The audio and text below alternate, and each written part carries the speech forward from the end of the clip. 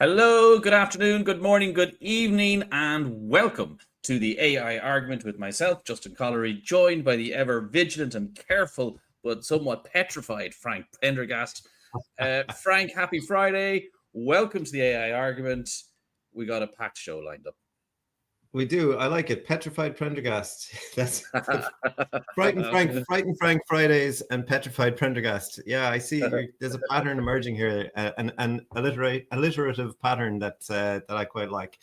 Oh, I love it. Okay, because that is a wonderful lead in to the first story that I haven't practiced, and I don't know exactly how this is going to go, but I'm going to use you as a guinea pig to see if I can explain scaling laws to you. Interesting. Okay. Well, so to bring us into that, let's talk about the fact first of all that like the rumors are from some secret insider source that OpenAI's Orion, which is launching next year allegedly, and that everyone has been really excited about because it's like the next thing and that it has its own name and I think certainly I've been like, oh wow, this must be something amazing because it's like it's got its own name and it's launching next year and they're launching it. I think they said they were only launching it to enterprise clients first. So there's all this kind of, the usual mystique and hype building up about it. And now an insider source says, yeah, you know what? It's like barely better than GPT-4. Okay, and this isn't an isolated incident because we've also heard similar stories from Anthropic when it comes to their Opus model, which they've removed all the sight of from their website, and also rumors coming from Google that some of their models that they were hoping to release haven't been as good as they had hoped. So it seems to be a trend across the big labs that scaling has hit a wall, is what they call it. And Sam Altman came out and said there is no wall. And some of the other insiders said, yeah, you don't know what you're talking about. If you think there's a wall, there's no wall. The ChatGPT Twitter account had a very nice image of a wall and it breaking through the wall. So it doesn't think there's a wall either. So, and there's lots of happy people that really drive me mad. Gary Marcus was delighted. I told you so in capital letters, and so on.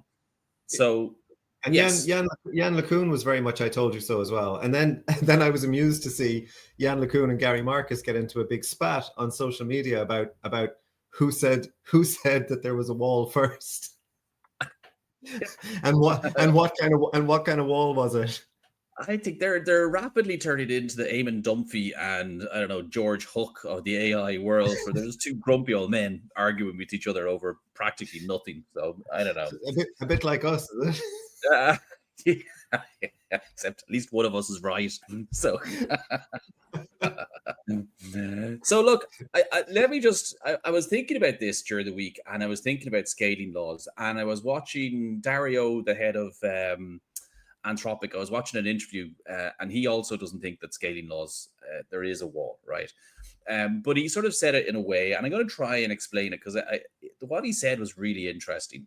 And so let's talk about scaling, and let's talk about data, and let's talk a little bit about, right, are we hitting a wall or are we not hitting a wall, and different ways. Because I think actually, when you see the problem with people like Sam Altman is, they say things like there's no wall, but they can sort of speak in half truths, or they sort of allude to stuff. It's not plain language, right? And so yeah, I think so. Let me explain to you what I think is going on, right? And I'm going to include, in a humorous way, Stephen Hawking in the same sentence, right? Okay, so just for listeners, I'm just going to explain. Like I am not technical, so this is basically, we've all come across that prompt for ChatGPT. This is me saying to Justin, after trying to figure out what on earth Yann LeCun and Gary Marcus are arguing about. This is me saying putting in a prompt into Justin, explain it to me like I'm 5. Okay, but I'm not an AI, right? Which we're soon going to find out. So you are familiar, and lots of people are familiar with a thing called a bell curve. You know what that is? It's kind of like a curve that goes up and down like this, right? So you get common things at the top, there's loads of them, and then there's sort of a distribution of less used things out to either side, right? And so let's say you imagined all of the words, just let's pick English ones. Let's say you imagined all of the words on the internet, right?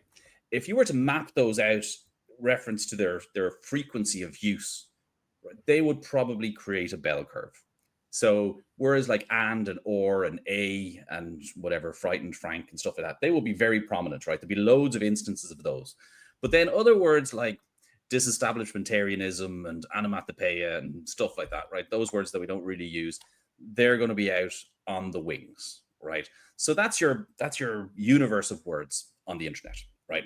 Now, if you think of you and me, so that's all of the words that are in existence, right, and how often they're used, right? Now, if you think of the words that you use and the words that I use and the knowledge that we have, if you had the bell curve of all of the words, any individual, it will be sort of underneath that bell curve somewhere. And it might be a little bit lumpy, you might have sort of fancier language than me or whatever, right? So whatever. So those are little bell curves. So they're not quite up at the full mark. Now, when I think we're talking about hitting a wall, right? If you remember, right, the very initial, the early language models had a small number of parameters relative to today, and then they got more and more and more parameters, and they had more and more train time. So you can think of boxes underneath the bell curve, and those are basically the definition that the AI model has of all of the words and how they fit together. So the more and more data that you have, basically the slimmer and slimmer those boxes become, and therefore the closer to the true approximation of the entire bell curve that you get, right? So if you can imagine let's say the first AI model was trained only on Shakespearean novels, right? So you can imagine the entire words on the internet, right, is that whole bell curve. But because we've only just trained on Shakespearean novels, we've only got a little bit of that bell curve filled up. And over time, as we've got more data, and over time as we've spent more compute, we've filled up the bell curve, and those boxes have got narrower and narrower. So they're getting closer and closer to the top of the bell curve so that we're filling it up, right? And so when I think we're talking about have we hit a wall, I think that's what we're talking about. Basically, we've sort of fit into that bell curve of all of the possible, words on the internet, and we're not really getting any better, right? There's no huge gain, right? It's not like getting a thick box and making it half the size, right? And you're fitting right into that bell curve because the box is already pretty thin.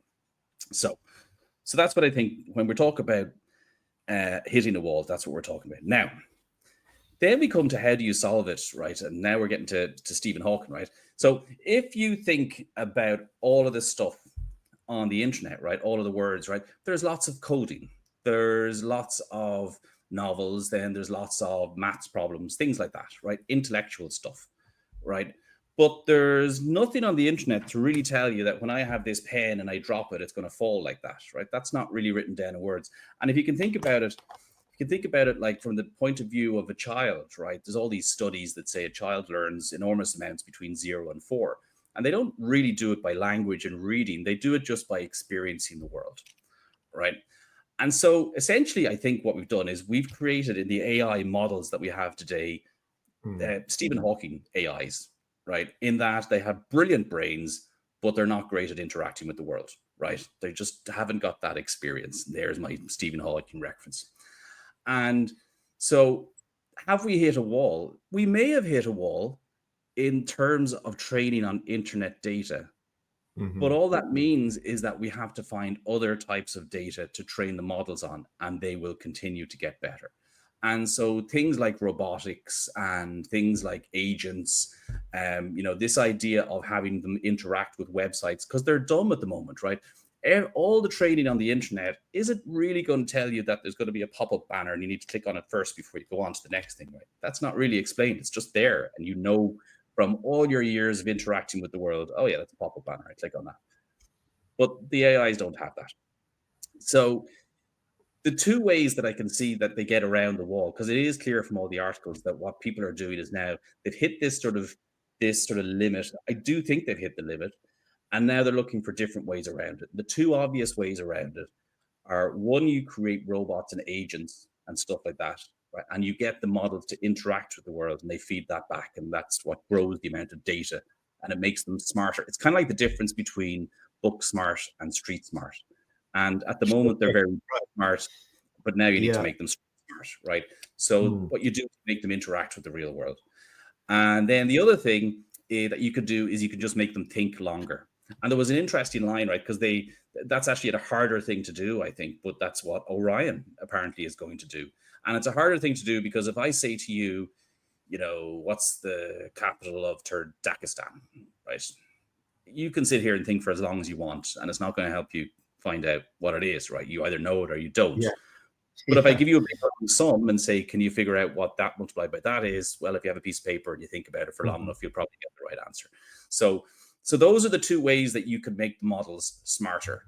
And I think the interesting thing that I was thinking about this as well is you have people like Ilya Stutzker, who was the guy who came up with this whole hypothesis that all you do is throw lots of data and compute at it.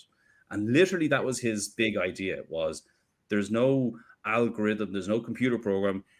You just have this, transformer architecture, and you throw lots of data and you throw lots of compute at it, it will just get better.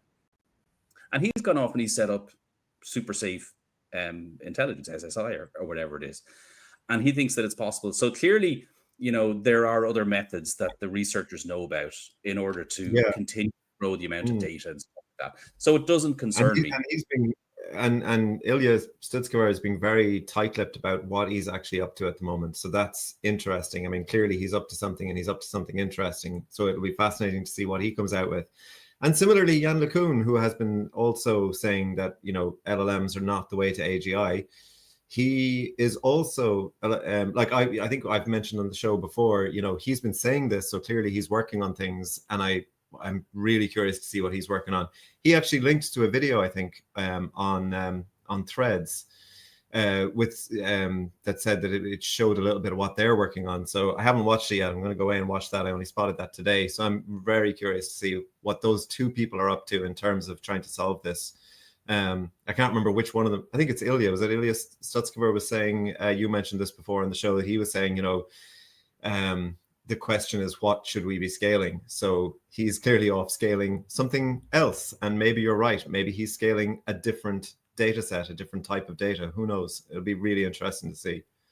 Yeah, and we'll find out. And the other thing about it is, AI is exhausting, right? Every week there's something new, and you sort of get yourself all excited and you're worked up and you're waiting for the next big thing and stuff. It'd be nice to have like 6 months of, just getting used to the technology as it is. There's loads of work to be done, to integrate what we have.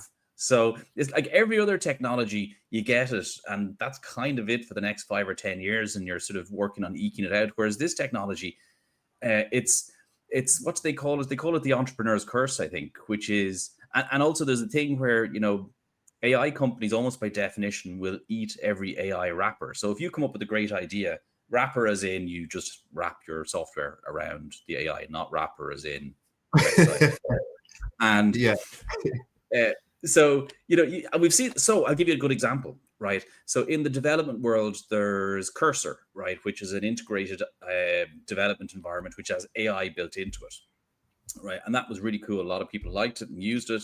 And just yesterday, then OpenAI released a plugin for both Mac and for PC, which basically allows you to have OpenAI in your development environment, which is Cursor, right? It's the same thing. So Cursor was a huge user of OpenAI, and OpenAI is just going to wipe it out.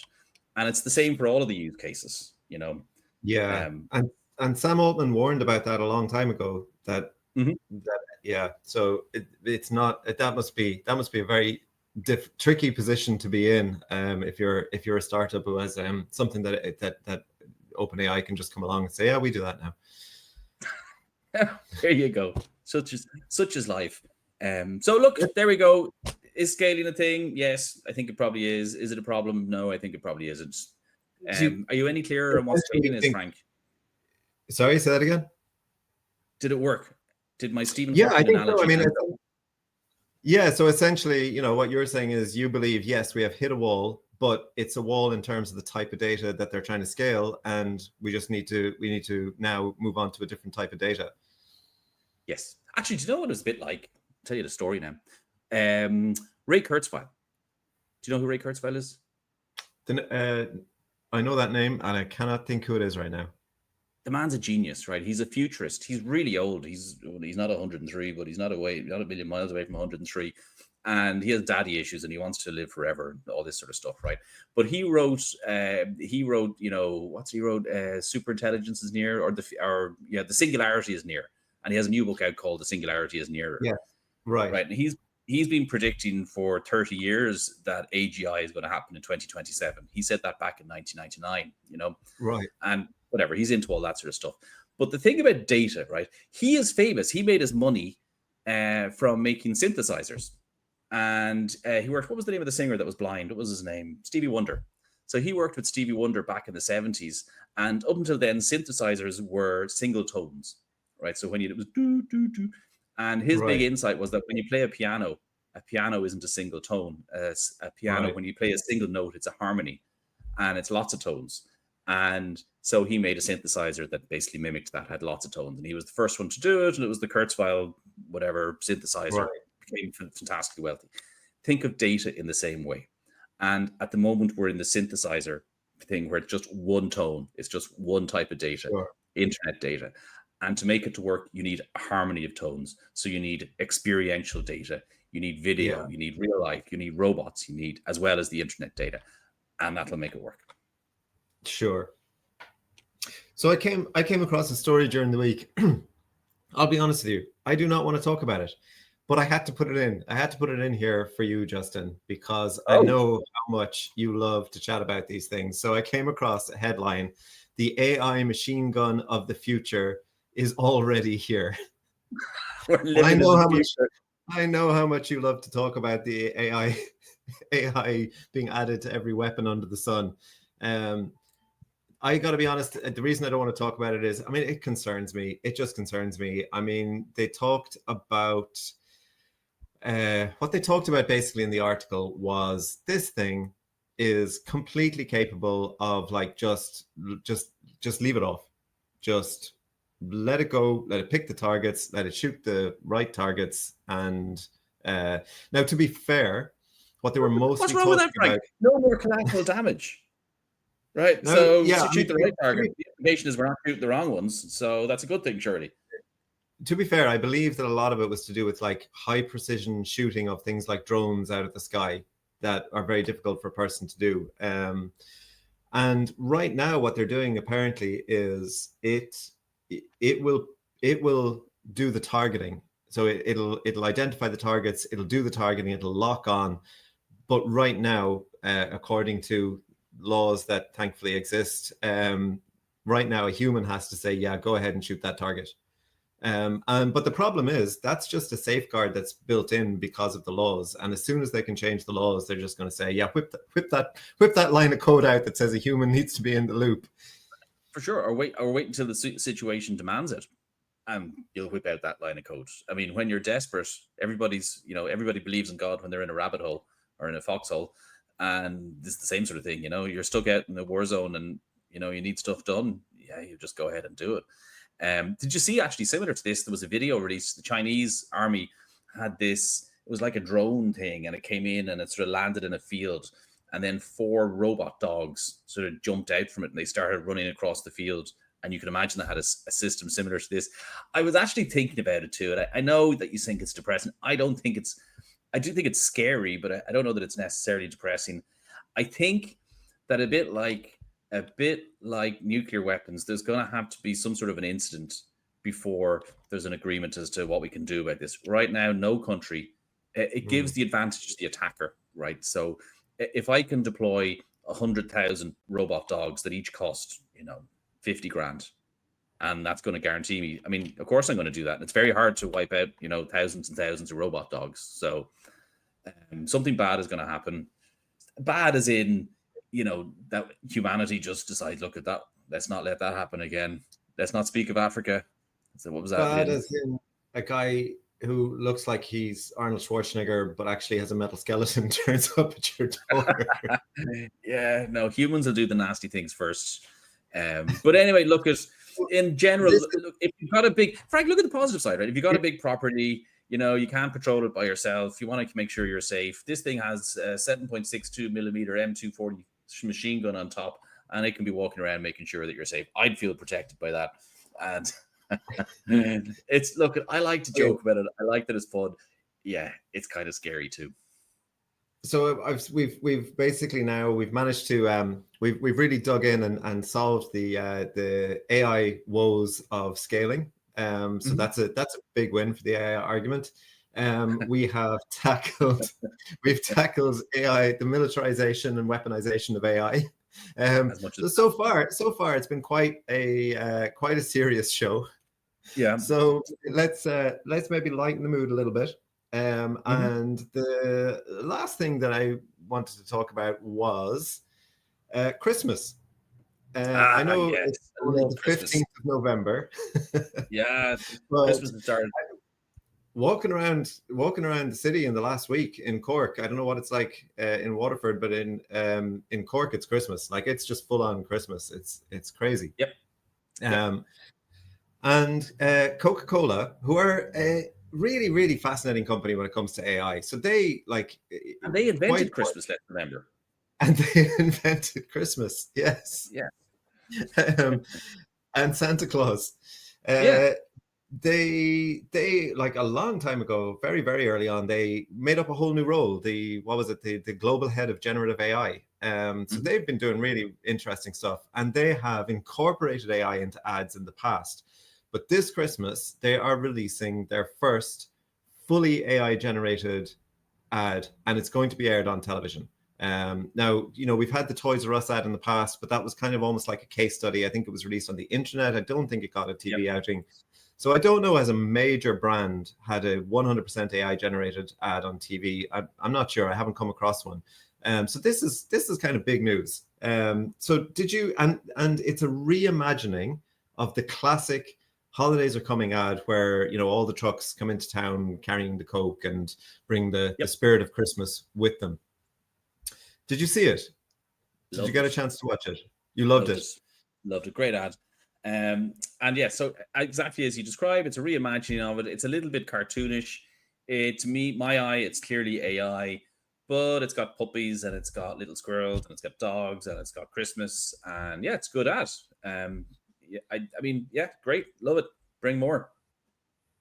It's just as well we call this show the AI argument, because what's wrong, Frank? I hate it. No, okay, I'm sorry. I don't hate it, but that's a little bit strong. Yeah. But I do have some issues with it. Go on. I think also, I'm going to say right up front, I'm probably going to be in the minority here, which is another very interesting kind of aspect to this. The article that I read said that it had scored very well with test audiences. So I think that's great. I think it's great for AI. They did not tell the audience it was an AI ad, which I think was the right thing to do. I think, AI is going to be everywhere. People are not going to know whether something is AI or not. So I think it would have given us a false result if they had told people it was AI, but some people are taking issue with that. So it tested really well with audiences. So I'm probably going to be in a minority, but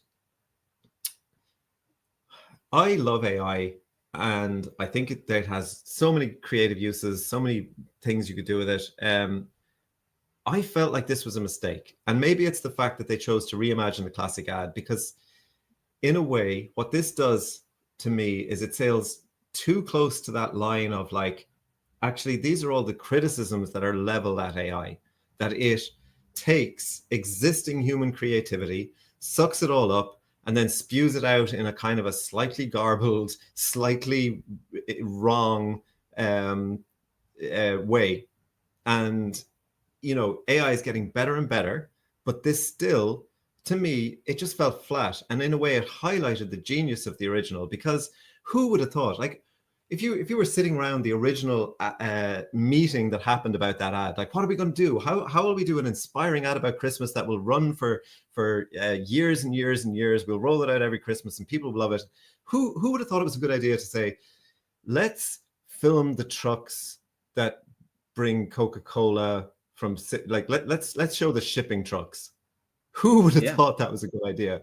Well, I mean, if you're 7 or 8, the shipping trucks of Coca-Cola are pretty exciting. I mean, it's an incredible ad. But I think, it was an incredible ad because it took something really mundane and it made it beautiful and it made it uplifting and it captured the spirit of Christmas and it had a narrative. There were people in the ad. You saw the lights lighting up. I feel like with the new ad, they're leaning on the narrative. They're leaning on your memory of the narrative of the original to make it work. So they've worked around a lot of the limitations. It's very quick cuts. There's no characters throughout that you could be like, oh, they haven't got the consistent characters in there. So to me, it kind of while I agree that it's technically brilliant, and while I'm glad somebody has done an ad that can be put on television and people respond well to it and they don't automatically go, oh, that's AI. I feel like it's actually also highlighting everything that's wrong with AI, that it's a kind of a faint echo that feels slightly wrong based on original human creativity. That's my rant. There's my rant on the Coke ad. No, well, okay, but do you remember? I think it's necessary, right? Do you remember? And I'm a bit of a nerd, right? Do you remember Star Trek Generations, the movie? Yes, I'm sure I do. It was released in the late 90s, right? And it was the one where, it doesn't matter, I won't go into the thing, but it was the one basically where Captain Kirk and Captain Picard got to meet. And it was actually not one of the best Star Trek movies. It was okay, but it was a bit crummy, right? But it was necessary because it was handing the baton from Captain Kirk over to Captain Picard, and then they could go on and do the rest of their movies, right? And do you not think that maybe these types of ads are that sort of necessary? It's kind of like, this Christmas, we're going to redo the original ad. We're going to do it in AI. So, by the end of Christmas, you're going to know it's AI. We know it's AI, but it's kind of familiar, right? So you see that it's familiar. Next Christmas, we're going to do the thing that Frank likes. Was that the conversation? Maybe that, Frank, we're going to get there, Yeah. Frank, right? Next year. Yes. This year, just give people what's familiar, but we'll do it in a new way and we'll learn how to do it. Next year, you can go crazy.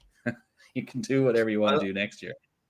I'll accept that. Yeah, I mean, it is. Look, it is a landmark. It is a landmark ad, I think, in terms of AI. And I'm glad it exists, and I'm glad it's getting a TV airing, and I'm glad that people are reacting well to it. You pointed out another story, by the way. I still stand by my criticisms of it. Well, look at it. I mean, you're entitled to your opinions, man. In the big Lebowski. What was I going to say? You pointed out another thing to me, which was brilliant. It was a clothing company that's using AI for marketing as well. What was the name of the company? Mango. They're a kind of a Spanish. I think they've been described as a fast fashion brand. So yeah, they're now also using AI instead of doing fashion shoots. They're using AI to generate models wearing the clothes. And funny, I have a kind of a similar criticism in a way, because what they're doing, look, I agree that it makes sense, but my criticism would be it's a boring, simple use case, but actually even more so than the Coke ad, right? Getting models and doing those photos is time consuming, it's expensive, right? You have to do it for every new piece of clothing, blah, blah, blah, blah. If you can use AI to do it and you can stick those things up, especially as a fast fashion brand, brilliant use case, do it, love it. That's exactly what we should be focusing on now, which is simple, quick, easy wins, and get them done. Fantastic. You're very grumpy, Frank, this evening. I'm very grumpy this evening. Yeah, I am. The Grinch. It's the Grinch in me coming out. all this Christmas, bringing out my inner Grinch. Don't even get me started on the hot mess that the latest John Lewis ad is, but it's not AI, so we don't have to talk about it. But it's a complicated mess that makes absolutely no sense, and people are loving it. And I'm just going to Grinch it. Christmas is not just about the presents. It's not just about the turkey. Christmas is a religious occasion, Frank. It's there to celebrate the birth of Jesus Christ and so on. And I was delighted to see this week a video of the Pope coming out in support of AI. And there was a Max Tegmark released a video. And in the video, the Pope says that he supports full deregulation of AI. And, one God was great, but having two would be even better. So let's fire ahead and create a sand God. And I mean, I never thought I'd hear it, but I'm in full agreement with the Pope, except he didn't say that. That was a very convincing deepfake, though. I have to say, it was very convincing. I mean, okay, I'll have to admit, I don't spend much time watching the Pope normally, so maybe devout fans of the Pope would have seen the telltale signs. But certainly, I was watching it, going, "Wow, that's very convincing. The language sounds right." Yeah. Why is it all the most entertaining deepfakes involve the Pope? Because he had his white puffer jacket there a couple of months ago as well. Isn't it weird? It's like AI is made for the big guy's man on earth here, you know? I don't know. Fantastic. Brilliant. Frank, we're up on time. Yet again, fantastic crack. Time flies when you're having fun. I will chat to you next week. Who knows what AI news or products or what's going to happen in the next 7 days. So I look forward to chatting with you then. Absolutely. We're coming up to the 2-year anniversary of GPT-4. We may get that Orion before next year. Ooh, are you going to start holding your breath again, Justin? I don't want to see you. Give it up. I'm 2 weeks after the last one. All right, Frank. Talk to you next week. Chat to you next week. Cheers. Yeah.